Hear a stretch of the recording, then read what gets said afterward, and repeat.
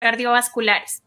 Vamos a dar unos pequeños minuticos para que se conecten todas las personas que quieran acompañarnos el día de hoy.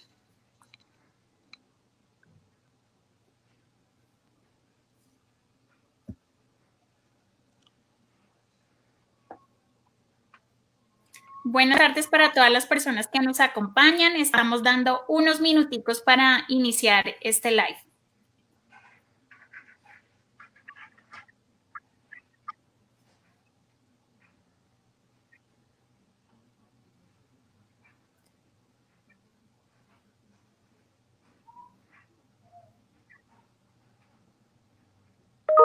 Buenas tardes para todas las personas que nos acompañan. El día de hoy hablando sobre prevención y cuidados de enfermedades cardiovasculares. Tengo el gusto hoy de saludar al doctor José Gabriel Espinosa, médico especialista de nuestros planes de atención complementaria en cardiología. Doctor, bienvenido. Muchas gracias por aceptar esta invitación. Doctora Laura, muchas gracias a usted, a la doctora Karen y a Famisanar por esta invitación.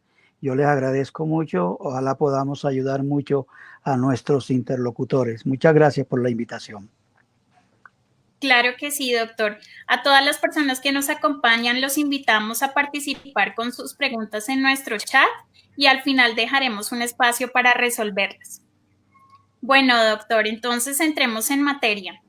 Tú sabes pues que en el 2019 las enfermedades cardiovasculares fueron la primera causa de muerte en el país. 1 de cada 5 personas mayores de 40 años tiene la probabilidad de sufrir alguna de estas enfermedades. Y pues esto sumado a la sorpresiva llegada del COVID pues nos agravó la situación aún más. ¿Cuál es tu análisis sobre la población que actualmente padece este tipo de riesgo? Realmente me puse a averiguar los datos y uno ve que la primera enfermedad que afecta a las personas es la enfermedad isquémica del corazón. La segunda, las enfermedades cerebrovasculares. La tercera, las enfermedades pulmonares. Y la cuarta, la hipertensión. Si uno ve en estos 4 puntos, 3 corresponden a enfermedades cardiovasculares. Por tanto, esto es una situación bastante seria que nos obliga a nosotros, primero, a hacer un diagnóstico adecuado, una prevención mejor todavía y, lógicamente, un manejo importante para que las complicaciones y las causas de mortalidad se puedan cambiar de alguna manera. Entonces, hablando solamente de estos 4 puntos, que son los más importantes, ya 3 tienen que ver con enfermedades cardiovasculares. Antes decíamos nosotros que el punto de corte era 50 años y en este momento estamos adelantando, de pronto por la condición física, psíquica del mundo que va cambiando, va evolucionando, a pesar de que la gente tiene una expectativa de vida mayor, se van enfermando mucho más temprano. Entonces, este punto del DANE, que dice a partir de los 40 años, ya nos pone a nosotros a pensar de que la situación es bastante seria y por tanto debemos hacer los correctivos que nos corresponden. Así es, doctor. Bueno, empecemos explicándole a nuestros invitados qué es una enfermedad cardiovascular. Bueno, la enfermedad cardiovascular es todo aquello que tiene que ver con patologías que compete al corazón con los vasos periféricos, esencialmente. Pero cuando uno habla cardiovascular, se refiere más al corazón y grandes vasos, incluyendo inclusive a los pulmones. Entonces, cualquier afectación, cualquier patología que afecte esencialmente al corazón y a los grandes vasos, que es la parte que nosotros manejamos más que todas las demás, aunque tengamos que ver con todas, realmente es la situación. Toda patología que implique daño del corazón y de los grandes vasos son realmente enfermedades cardiovasculares. Ya más adelante miraremos la diferencia que hay entre la parte vascular periférica, digamos, y la parte cardiovascular central como tal. Entendido, doc. ¿Podemos mencionar algunas de estas enfermedades? Bueno, realmente en la parte inherente del corazón, como dijimos, hay enfermedades que son congénitas y hay enfermedades que son adquiridas. Las adquiridas, por tanto, son todo lo que tenga que ver con la parte arteriosclerótica, la parte que tenga que ver con las infecciones, la parte que tenga que ver con la inflamación en general y todo realmente, digamos, realmente lo que tiene relación con lo que va apareciendo a medida que la edad vaya avanzando. Ok, Doc. ¿Cuáles son las más frecuentes, las enfermedades más frecuentes que recibes en tu consulta? Bueno, la más frecuente de todas por la cual consulta la gente es la hipertensión, a pesar de que tenemos las estadísticas estas que mencionaba anteriormente, pero es la más frecuente como enfermedad.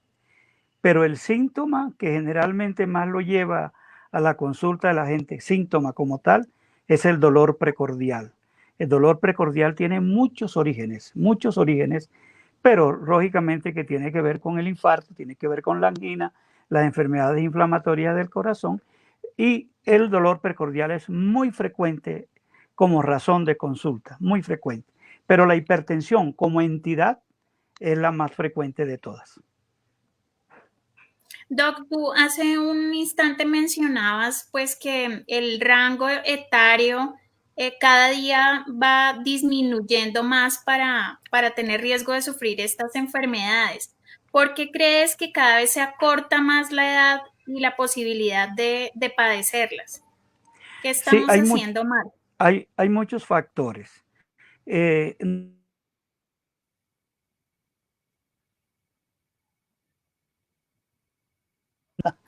Generalmente uno siempre condiciona a unos factores que son eh, hereditarios, otros por la edad y otros que son inherentes al sexo, si es masculino, si es femenino. Eso va, eso no se puede cambiar. Y entra un factor, un cuarto factor, que es la diabetes. Una vez que se diagnostica diabetes, ya es un factor que no se puede modificar en el sentido porque ya se considera algo que es inherente a la persona. Lo que uno trata es de cambiar muchas cosas en la evolución de la enfermedad. Pero los más frecuentes definitivamente son esas situaciones de los factores de riesgo. Y los otros son factores de riesgos adquiridos, como es la misma hipertensión, el sobrepeso, el sedentarismo, el tabaquismo, otras enfermedades como el hipotiroidismo, etcétera. Hay unas enfermedades específicas, la diabetes, que ya la mencioné, pero que entra en el rango entre esas dos posibilidades. Entonces, en la medida que vamos avanzando, la gente va cambiando sus hábitos de vida, sus hábitos alimenticios, sus ejercicios, el estrés, las condiciones van cambiando. Fíjense que antes las mujeres decían que la relación entre el hombre y la mujer de enfermedad era de 2-1 y casi que con el rol de la mujer moderno ya empieza a equipararse de más temprano antes de que llegue a la edad mayor, a la edad de 50 años, en la época de la menopausia, donde ya se equipara el hombre y la mujer para tener enfermedades cardiovasculares. No sé si me está oyendo Precisamente, o se perdió la imagen. sí, sí, sí, te estamos escuchando, no te Bueno, vemos, correcto. pero te estamos escuchando claramente, Doc. Precisamente te quería preguntar sobre los factores de riesgo. ¿Cuáles son los pacientes o en general la población que tiene mayor factor de riesgo para sufrir este tipo de enfermedades y cuáles son esos factores que podrían agravar la situación? Bueno, ya dijimos que hay unos que no tienen modificación, pero Ajá. esencialmente la hipertensión, el sobrepeso, la falta de ejercicio, el tabaquismo, el hipotiroidismo y un factor importante que a veces uno se le olvida mencionar y es supremamente importante, que es el estrés.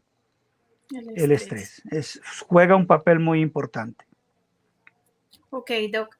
Bueno, ahora sí, hagamos un paréntesis y aclaremos cuál es la diferencia entre una enfermedad vascular y una enfermedad cardíaca. Bueno, siempre se hace la diferencia. Lo vascular tiene que ver con las arterias, la parte, digamos, desde la salida del corazón. Yo me diría con más precisión, antes de que las arterias, la aorta, dé origen a las carótidas, a la subclavia, al tronco innominado, etcétera, esa parte nos compete a nosotros los cardiólogos. Pero a partir de ya, cuando la aorta da el tronco innominado, que da las carótidas y la subclavia, y después da la carótida izquierda y la subclavia y la aorta descendente, ya empieza uno a hablar de enfermedades vasculares periféricas como tal, o vasculares simplemente. Periféricas cuando están mucho más en la periferia, y perdón la redundancia. Entonces la parte cardiovascular tiene que ver con el corazón, el gran vaso de la aorta y los grandes vasos cercanos, digamos pulmonar, etcétera, y lógicamente las coronarias. Las coronarias tienen una connotación que a veces es bueno recordarle a la gente. Son los vasos más pequeños primeros que da la aorta. Por tanto, tienen una connotación especial y son los vasos que nutren el corazón. Y se llaman coronarias porque dan una forma, ahora que está de moda la corona, dan forma de corona alrededor del corazón y se llaman así, coronarias. Y tienen otra cuestión importante que hay que anotar, que nutren el corazón en diástole, no cuando el corazón expulsa la sangre, sino cuando va a repartirse en diástole en las coronarias. Entonces, son vasos pequeños, muy especiales, que nos compete a nosotros los cardiólogos. Correcto, clarísimo, Doc. Mira, te quería preguntar, eh, ¿cuándo saber que estamos sufriendo una enfermedad de este tipo? No necesariamente ya cuando llega con el dolor en el pecho el paciente, sino qué síntomas se pueden ir manifestando y que podamos nosotros detectar que empezamos con este riesgo. Correcto. Lo más importante es la sintomatología. Si una persona tiene, hay 5 puntos que yo lo llamo los 5 puntos cardinales en la sintomatología del corazón, que son el dolor precordial, las palpitaciones, la cianosis, se me van quedando, el dolor, palpitaciones, cianosis, síncope, se me queda uno que ya me acordaré de él, que son los 5 puntos que uno tiene que considerar. La disnea, muy importante. Doc, si La quieres, fatiga. aclaremos. Para las personas que no manejan la terminología, si nos puedes aclarar cada uno de esos síntomas a qué se refiere, palpitaciones, Exacto, por ejemplo. exacto. Entonces son los 5 puntos cardinales de la sintomatología del corazón. El dolor precordial, pues sí, cualquier dolor que uno tenga en el pecho le da la importancia. Y si uno dice que el dolor se le da del lado izquierdo, más importancia. Si se le va al cuello y al brazo izquierdo, todavía más importante. Primer punto. El dolor puede tener muchísimas causas. El segundo es la disnea, que es la capacidad que pierde la persona cuando siente que le falta el aire, cuando camina, cuando hace alguna actividad. El segundo punto. Eso lo llamamos disnea o falta de respiración, digamos así. El tercero son las palpitaciones, que son los golpecitos que uno siente en el corazón cuando anda el corazón muy rápido o que anda irregularmente. El cuarto sería el síncope, que es la pérdida de conciencia súbita como síntoma originario del corazón, porque se disminuye de alguna manera la circulación a nivel cerebral y entonces se produce el síncope. Y el quinto, que es la cianosis, que es cuando la persona se pone morada, relacionado muchas veces con la actividad. Entonces, esos son los 5 puntos cardinales que yo los llamo así. Doc, una aclaración para las personas también que nos están acompañando. Puede aparecer alguno de estos síntomas. No es necesario que aparezcan todos al mismo tiempo, ¿no? Absolutamente, sí. Cualquier síntoma independiente. Hay alguna persona, por ejemplo, 40 años y perdió de súbito el conocimiento. Entonces, eso se llama síncope. Hay que descartar siempre una parte cardíaca. Hay una enfermedad del corazón, probablemente. Los síncopes son diferentes a las convulsiones, pero muchas veces se pueden parecer y uno puede tener equivocación en el diagnóstico, digamos así. Eso es un síntoma, una aparición, digamos, súbita de una pérdida de conciencia brusca. Palpitaciones. La persona normalmente camina y dice, no, yo camino una cuadra y ya siento que el corazón se me va a salir. Es un síntoma importante. Que siente dolor en el pecho. Cuando una persona camina, digamos, otra cuadra y siente como presioncita, que le hace, siente como presión, que algo le está apretando en el corazón, eso es un síntoma importante. O que se ponga morada cuando camina, o que sienta las palpitaciones. Esos son los síntomas que hay que tener en cuenta siempre. Correcto, Doc. Ahora, recordarle a las personas que nos están escuchando que no hay que esperar a que aparezcan estos síntomas, recordar los signos de riesgo a los que podemos estar enfrentados para desarrollar una enfermedad de este tipo. Entonces, el sedentarismo, el tabaquismo, los que tú ya nos mencionaste anteriormente, ¿no? Alto grado de estrés. Entonces, pues las personas que en este momento están enfrentando esta situación tienen que tener aún más cuidado si se presenta alguna de estos síntomas, ¿no? Sí, señora. Así es. Bueno, sí, dime. No. Yo creo que a las personas hay que enseñarlas a distinguir cuáles son los síntomas que tienen que ver con el corazón. No importa que pregunten, no importa que vayan a la consulta con dudas y eso. La idea es que uno trate de investigar si eso definitivamente es de origen del corazón. Entonces, para eso hay primero la historia clínica, que me olvidó decirle, los síntomas, los antecedentes, estos los factores de riesgo, y luego viene un examen físico que le da a uno una información. Y vienen unos exámenes paraclínicos que uno hace inmediatamente cuando está examinando, que esencialmente como punto importante es el electrocardiograma, que nos da una idea. La gente nos pregunta muchas veces, doctor, ¿qué es más importante el electro que la arteriografía coronaria, que el ecocardiograma? Sí, señora, el electro es lo fundamental, aunque sea lo último que dejemos a un ladito, pero el electro es supremamente importante. Yo tengo una frase que les molesto a los pacientes, les digo, una consulta sin electrocardiograma de un cardiólogo es como un matrimonio sin foto. Entonces siempre hay que hacer el electro para que uno pueda, digamos, decir que la persona tiene algo más en el corazón. Listo, Doc. Vamos a hacer una pequeña pausa. Por favor, no se vayan a desconectar para poderte tener imagen, Doc. Vamos a hacer una pequeña pausa para que te puedas conectar y te podamos ver. Correcto. Un minutico, por favor. Bueno. Si quieres salir y volver a entrar, Doc, a ver si te podemos ver nuevamente. Sí. O de pronto entro en el computador, que es un poquito más lento, pero no se interrumpe. Bien, Doc, listo. Bueno, voy a intentarlo, ok. Claro que sí. Para todas las personas que hasta ahora se están conectando, estamos haciendo una pequeña pausa. Hoy hablando sobre enfermedades cardiovasculares, prevención y cuidados que debemos tener. Nos acompaña el día de hoy uno de nuestros médicos cardiólogos de los planes de atención complementaria, el doctor José Gabriel Espinosa, quien ya lleva unos minutos hablando sobre este importante tema. Hicimos una pausa para nuevamente conectarnos con él, pero por favor no se vayan porque este es un tema importantísimo.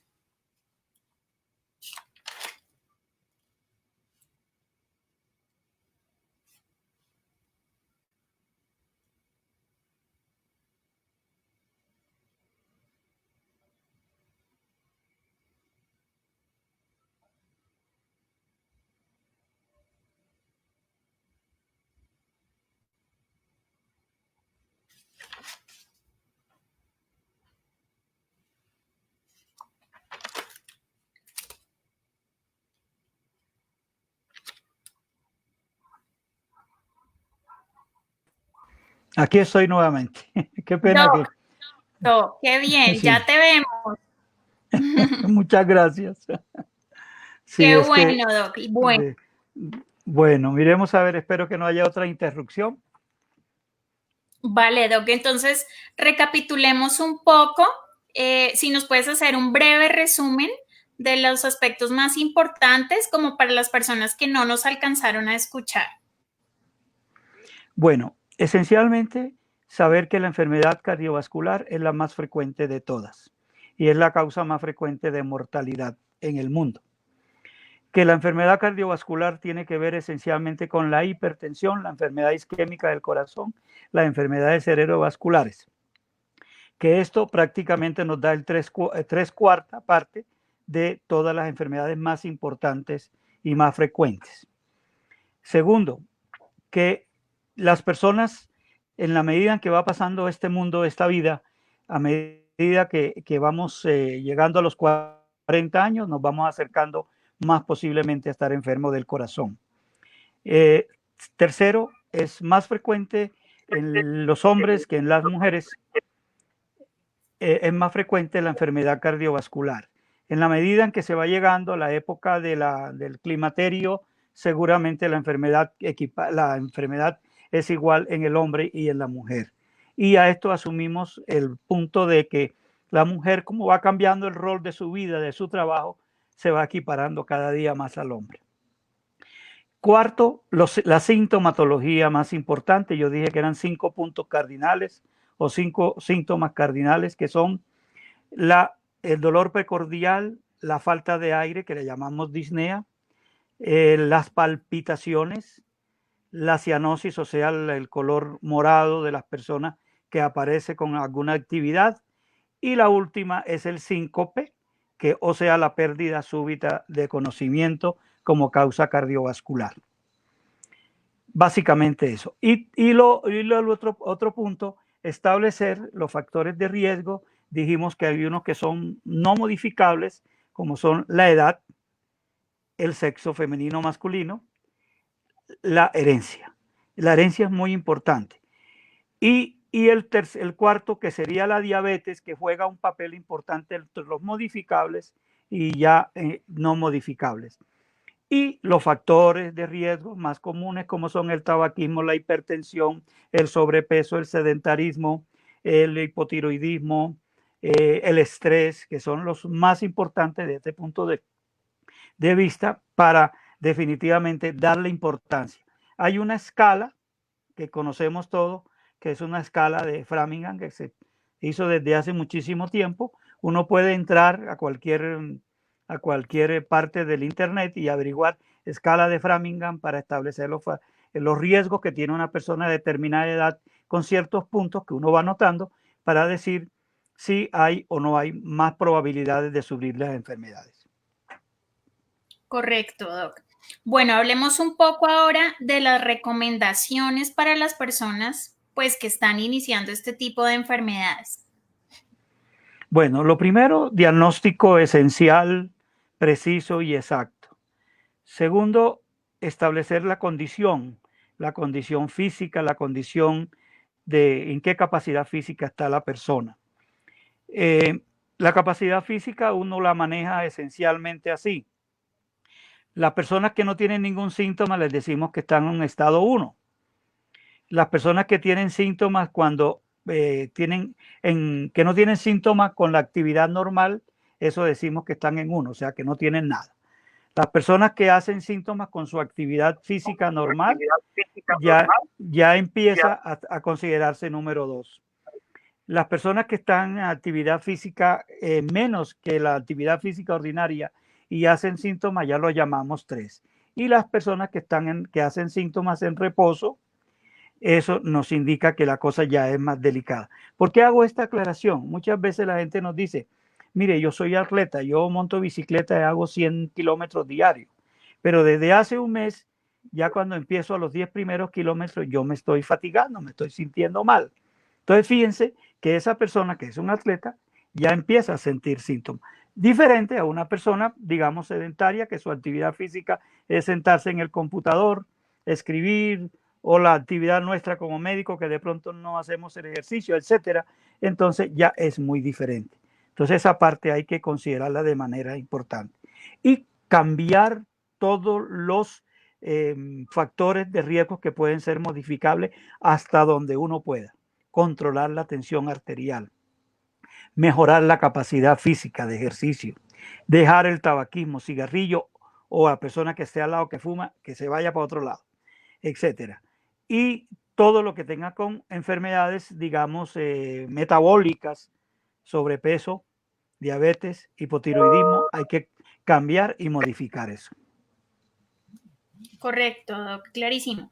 Tú hace unos momentos nos hablaste sobre la prevalencia de enfermedad en hombres y mujeres. Ahora con el rol de la mujer también en su trabajo y con todo este tema de pandemia, tener que desarrollarse como mamá y como trabajadora en casa, pues ha aumentado los niveles de estrés. ¿Tú crees que hay alguna prevalencia sobre estas enfermedades más en hombres que en mujeres? Normalmente sí, pero en la medida, como decíamos, que se va aumentando en edad y ya las mujeres ganan igual que el hombre, a veces más, trabajan más y tienen el papel de la casa que también hay que seguirlo haciendo, doble trabajo, y eso hay que respetarlo y admirarlo.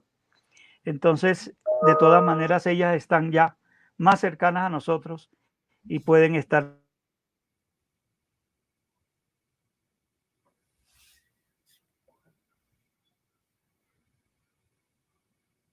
para que haya estas enfermedades con más.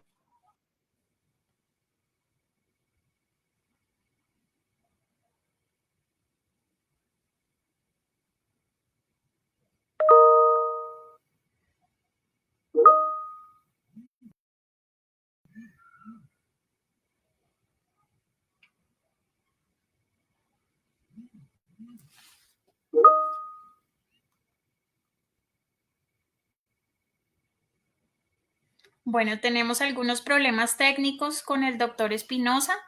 Por favor, nos dan unos minutos mientras arreglamos este inconveniente. No se vayan a desconectar, que el tema está muy interesante.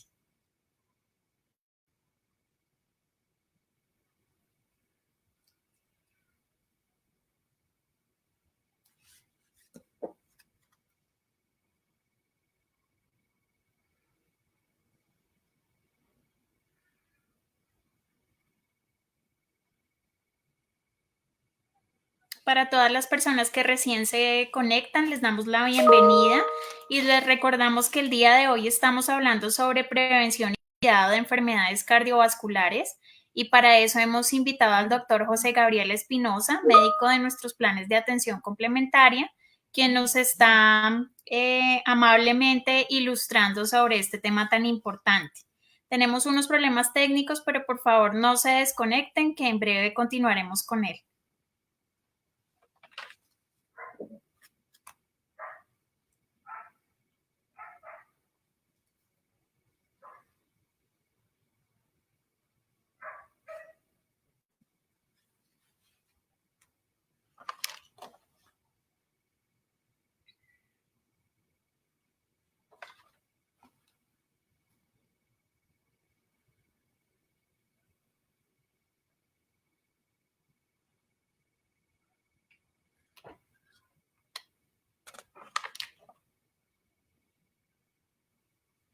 Recuerden que los invitamos a participar con sus preguntas sobre este tema en nuestro chat y al final dejaremos un espacio para resolver las dudas.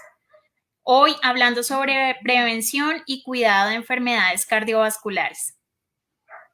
Creo que ya tenemos al doctor nuevamente con nosotros.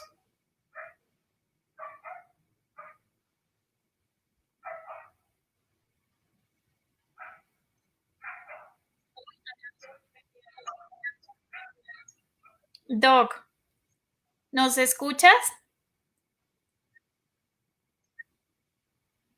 ¿Me están escuchando?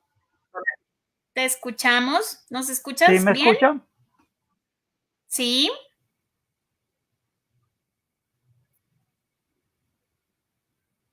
Doc, ¿nos escuchas? ¿Sí me escucha? Sí. Sí, Yo te las escucho escuchamos. perfectamente. ¿Usted me escucha? Listo, listo. Sí, te escuchamos, Doc. Perfecto. Entonces, si quieres, retomamos la última pregunta. Estábamos Yo hablando escucho sobre... perfectamente. Listo, Perfectamente. listo. ¿Usted me Entonces, escucha? continuamos. ¿Te escucho? Sí, te escucho. Bien. ¿Usted me está escuchando? Sí. Sí, Doc, te estamos escuchando.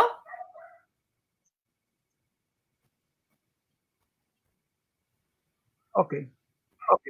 Listo, Doc. Entonces te decía que si quieres retomamos la última pregunta sobre No, prevalencia en se hombres y interrumpe mujeres. mucho la llamada de allá para acá. Bueno, no? Sí, te escuchamos. Aló, correcto. No, se me oye muy entrecortado. Yo creo que Nosotros te escuchamos bien, Doc.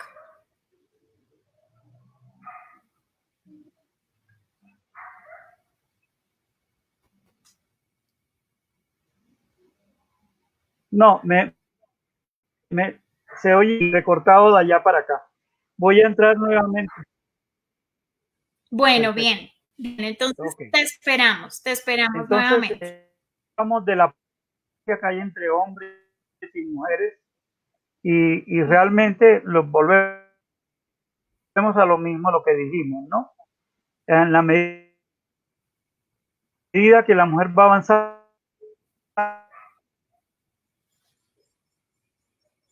en el...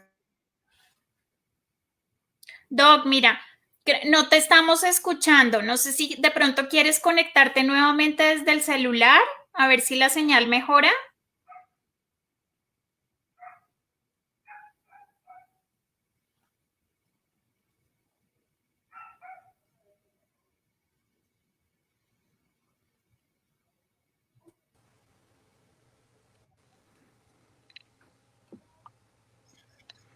¿Ahí nos Ahora sí, escuchas, Doc? Ahora sí, perfectamente escucho. perfecto. Ahora sí, espero que no haya ninguna Ya. interrupción más. Qué vergüenza.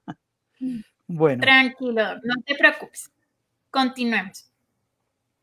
bueno, no, hablábamos de que el rol de la mujer la hace más importante en todos los aspectos, inclusive para que tengan con más frecuencia patología de este tipo. Y a la edad en la época del climaterio, en la época de la menopausia, por debido a los desarreglos hormonales que ocurren para esta época, seguramente van a ser más frecuentes las enfermedades cardiovasculares. Así es, tienes toda la razón. Bueno, Doc, vamos a empezar con las preguntas del público porque hay muchísimos interrogantes sobre este tema.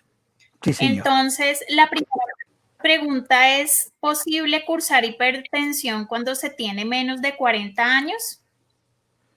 Sí, no hay duda. Pero aquí aparece un punto muy importante. La presión arterial, la hipertensión en personas jóvenes, ya hay que descartar estados que sean secundarios a alguna enfermedad o que haya una hipertensión de carácter maligno, que haya algún problema renovascular, que haya algún problema renal importante y se pueden presentar las hipertensiones esenciales severas malignas que muchas veces no encontramos la causa. Entonces siempre digamos que una persona joven, hipertensa, severa, siempre hay que pensar que hay una hipertensión maligna, que casi nunca encontramos la causa, por eso se llama así, hipertensión esencial maligna, y hay que considerar eso, que hay que mirarla desde todo punto de vista, el punto de vista renal, y hay otras enfermedades con las cuales se nace. Por ejemplo, una persona joven, 20 años, que tenga una hipertensión, que no tenga ningún daño de nada, siempre hay que pensar que de pronto puede tener una coartación aorta. Y hay hipertensión en el cuerpo hacia arriba, en los brazos, pero abajo en los miembros inferiores no hay hipertensión. Entonces, siempre puede presentarse. Como le digo, puede haber enfermedades malignas y primarias hipertensivas que se pueden presentar en personas jóvenes, no hay duda. Correcto, Doc. Mira, también nos preguntan que ¿cuál es la cifra normal de tensión arterial? Bueno, esto siempre hay mucha discusión, cuál es la cifra exacta. Yo le digo a los pacientes desde hace varios años, toda persona que tenga por encima de 60 años, su cifra normal no debe pasar de 140 la sistólica, ni debe pasar 90 la diastólica. Si está en ese punto, dese por bien servido. Si está menor, mejor. Y los jóvenes por debajo de 59 años, digamos así, de 130 y 80. Lógicamente que hay rangos. Si yo tengo 142 y tengo 91 de presión, pues mire, no hay que preocuparse. Pero esas son las cifras. Hay una cosa que es muy importante aclarar. La gente se siente y se toma la atención y le da 150, 90 y enseguida empiezan a preocuparse y pues sí, es importante que se preocupen por su salud, pero si por ejemplo tienen esa tensión y se la toman acostado y cuando se acuestan cambia el sistema vascular, cambia la hemodinamia y la presión puede bajar a 110/70 o puede bajar más, etcétera. Si se levanta, vuelve y cambia. Siempre hay que tener en cuenta eso. Y es bueno decirle a la gente, mire, yo me tomé la tensión sentado, me dio 140/90. Me recosté o me acosté como me dijo usted y me encontré que tengo 130/80. ¿Qué debo hacer? Si está tomando medicamento, deje las cosas como están. Si no está tomando medicamento, también. Entonces es importante que tengamos en cuenta eso, esa parte. Entonces recordar, no es tan preciso la edad en el sentido que sea estricto, pero por encima de 60, 140 máximo, 90 máxima la diastólica. Y por debajo de esa edad, como un rango, vuelvo y digo, no es la precisión, 130/80, que es lo ideal que una persona debe tener. Doc, mira, también nos preguntan con respecto a ese tema, ¿con qué regularidad debería tomarse la tensión una persona? Bueno, si es una persona que nunca ha tenido hipertensión y está por encima de los 40 años, es bueno que se la tome semanalmente, digamos así, semanalmente. Si es una persona que está en tratamiento de hipertensión, que tiene 1 o 2 o 3 medicamentos, debe tomársela por lo menos 3 veces al día. Y mirar si hay signos o síntomas o cosas de alarma. Por ejemplo, alarma, ¿qué sería? Que hubiese un dolor de cabeza, que la tensión esté elevada, o que haya palpitaciones, o de pronto haya un poquito de disnea, de fatiga. Entonces, esos son signos de alarma. O que de pronto tenga un desvanecimiento con una tensión alta, que tenga un mareo, alguna cosa. Todos esos síntomas y signos deben tenerse en cuenta para que se constituya verdaderamente en una preocupación. Correcto, Doc. Mira, tú ya lo mencionaste, pero recordemos cuántas veces se debe tomar la tensión arterial una persona y encontrar cifras elevadas para diagnosticar que es hipertenso. Correcto.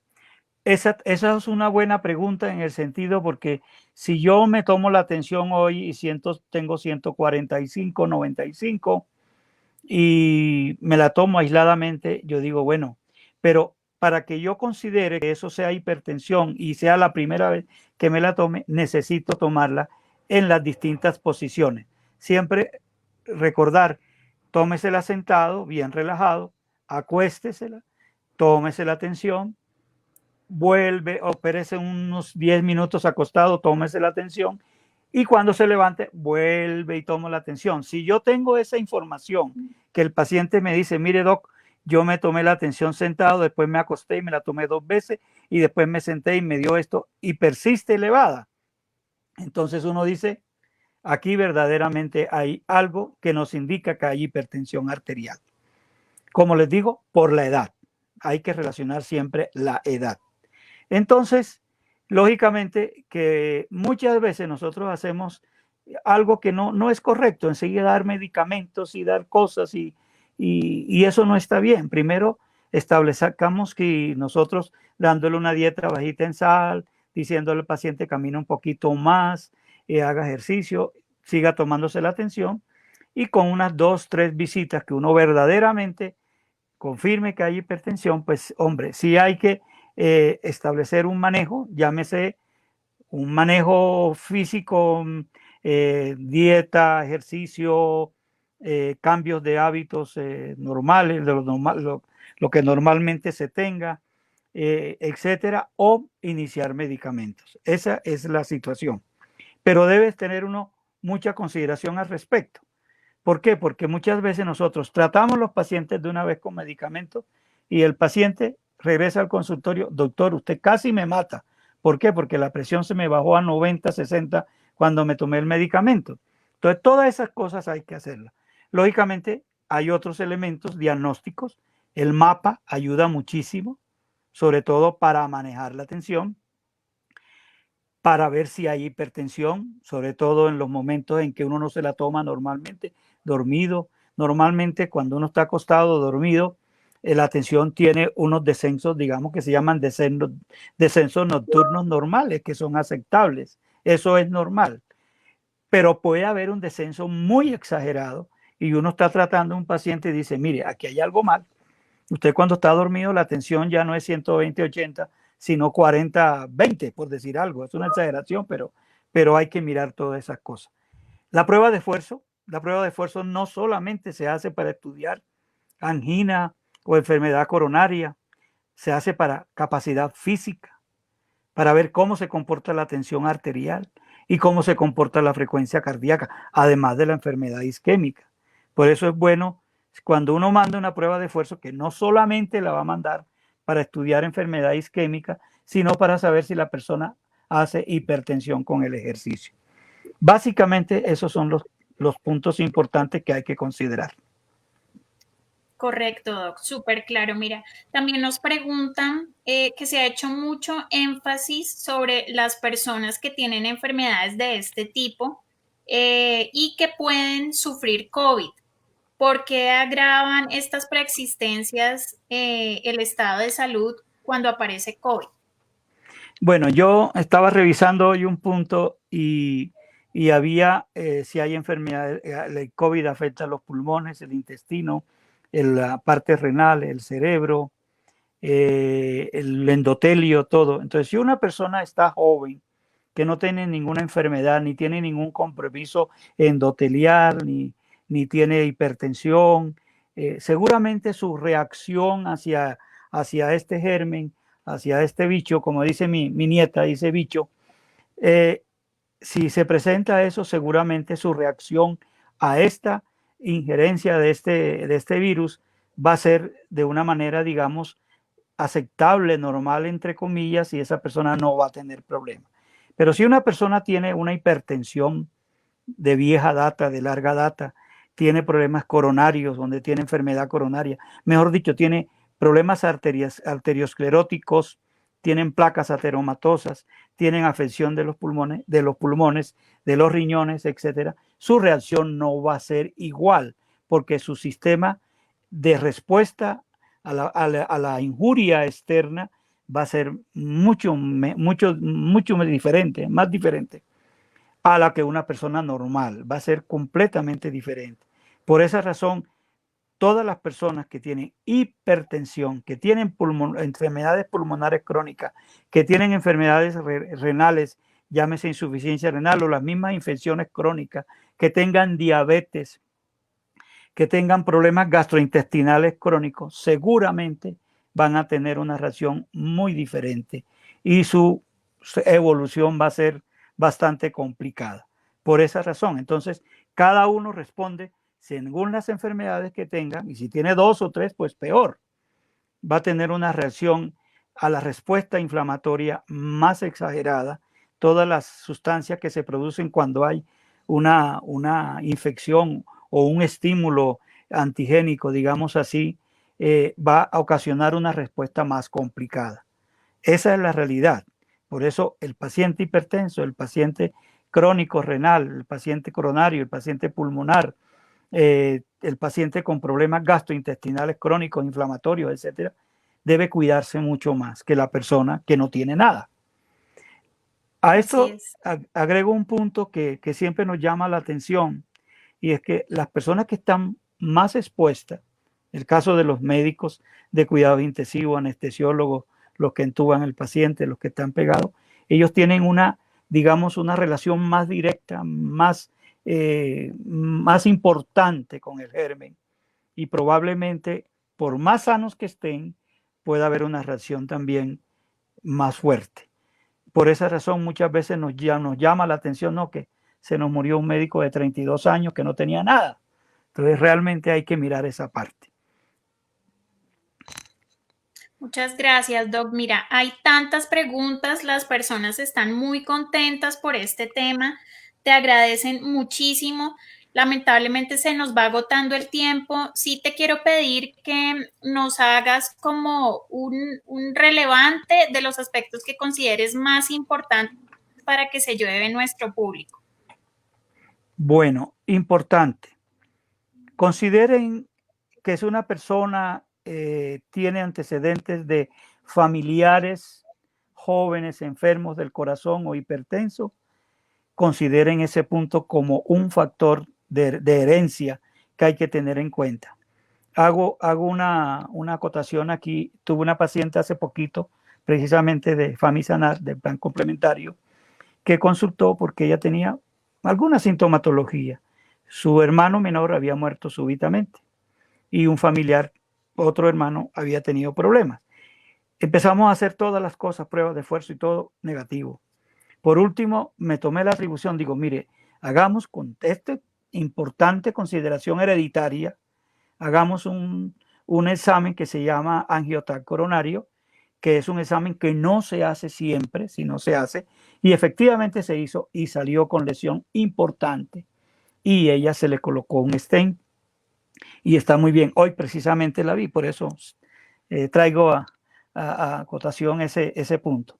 Eso es importante. La edad, a medida que avanzamos en edad, si sentimos alguna cosa que nos llame la atención, que la atención la tenemos elevada, que tenemos los síntomas, cualquiera de los síntomas, esos que anotamos, que yo los llamé como puntos o síntomas cardinales, hay que considerar por la edad. Tercero, la condición de mujer y hombre. Lógicamente ya dijimos que el hombre está más predispuesto a enfermarse, aunque la mujer con el tiempo se lo va alcanzando.